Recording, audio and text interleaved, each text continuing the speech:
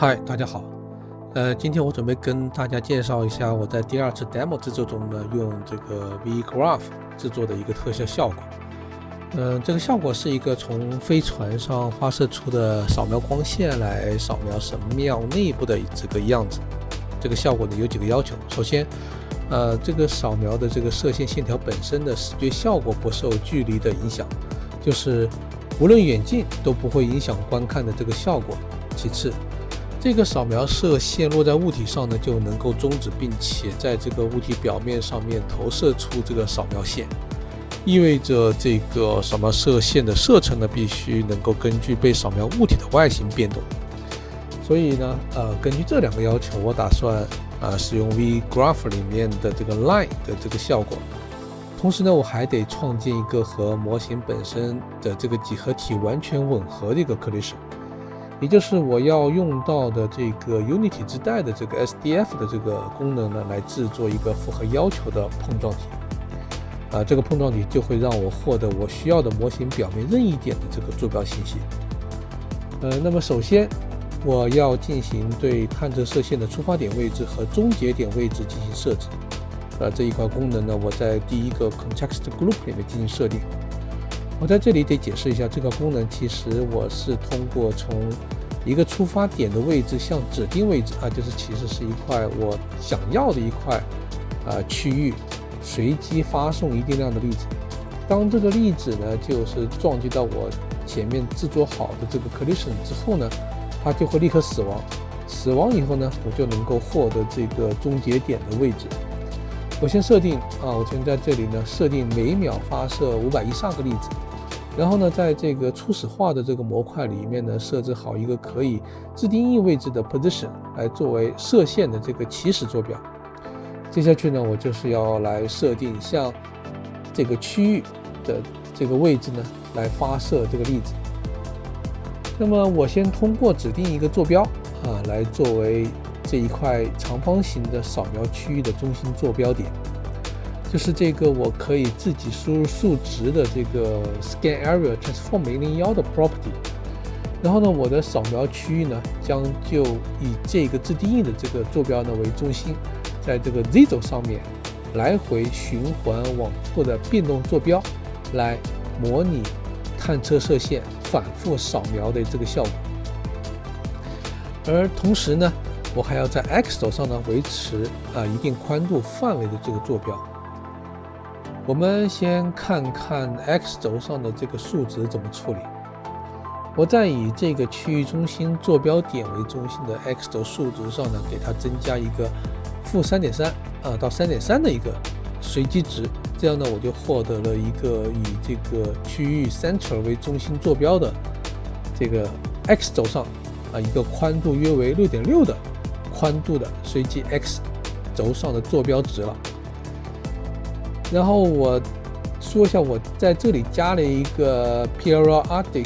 total time，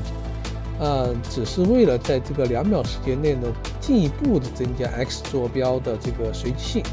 不过我个人感觉作用并不大，可加可不加。那么这个浮点数这个0.1呢，只是为了方便我可以调整在这个 X 轴上方向上的这个偏移。也就是为了我方便调整这些坐标值的整体位置。比如说你看一下我要在这个 X 轴上面偏左一些或者是偏右一些都是很方便的。由于我还想让这个扫描光线有一个扫描后就是收拢成这个一束光的效果，就是这个扫描结束了。所以呢，我给这个 X 轴上的这个数值增加了一个采样曲线。这个采样曲线的数值从刚开始以及在结尾的时候呢，都会趋近于0，这样就可以让这个 X 坐标的数值呢在这个特效一开始的时候以及结束的时候呢 ，X 坐标的数值都会向0点靠拢，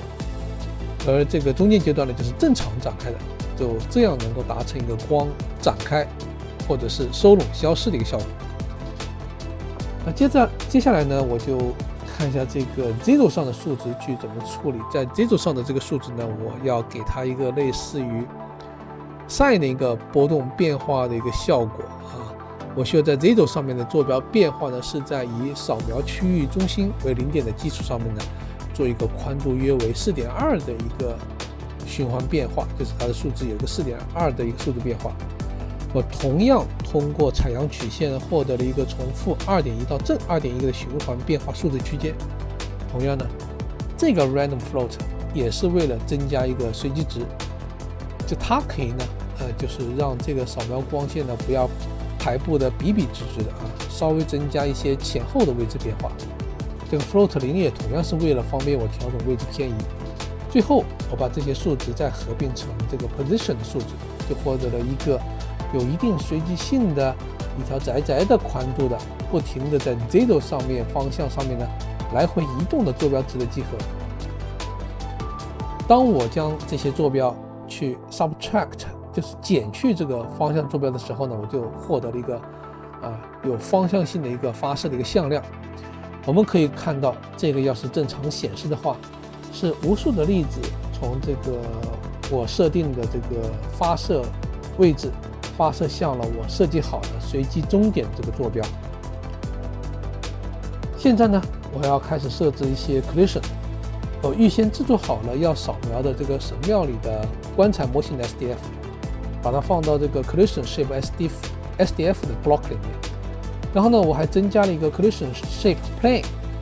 方便粒子呢和地面去碰撞。需要把它们的这个 lifetime loss 都设成1，反弹和摩擦呢都打成0，免得粒子撞上去之后呢还会反弹出来。粒子撞上这个碰撞体之后呢就会立刻死亡，这样呢我就准确的获得了和特定物件碰撞时粒子的这个位置信息。最后呢，我通过这个 trigger event on die 就转到接下去的2个 context 来获得最后想要的这个显示效果。这里就开始比较简单了。首先是这个射线效果，我把这个 scan start position 呢给 line 的这个起始坐标，然后呢再 get 一个 source 的 position 来去定一下这个 line 的终点目标，就是把它放在这个 target position 里面。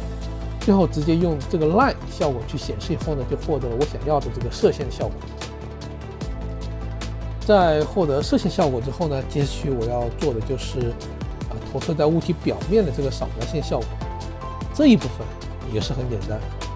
首先通过也是一样也是来获得一个 source 的 position， 来指定这个粒子显示在这个棺材表面的位置坐标。由于需要这个扫描线效果能够包裹附着在这个物体表面，所以我用 deco 的这个功能呢来实现这个物体表面的扫描线效果。最后非常简单，获得这个射线的终点位置之后呢，直接用这个 output particle HDRP 的 lit deco 来输出一个效果就可以了。我自己做了一个简单的十字形的这个透明贴图，指定好投射方向后，还有颜色然后我们就能够获得一个这个射线投射在物体表面的光斑的效果，就达到了我原画里面呢想要的这个扫描射线的效果。最后我还复制了一套扫描线，把这个 X 轴上控制展开和收拢效果的时间曲线稍微改动一下，让2个扫描线效果互相时间呢稍微错开一点，就出现了2道在不同时间出现的这个扫描线效果了。好，这就是我要介绍的这个全部内容了谢谢大家的观看。另外这个效果呢，下载链接我丢在了百度网盘上，如果有兴趣的同学可以自行下载去查看一下。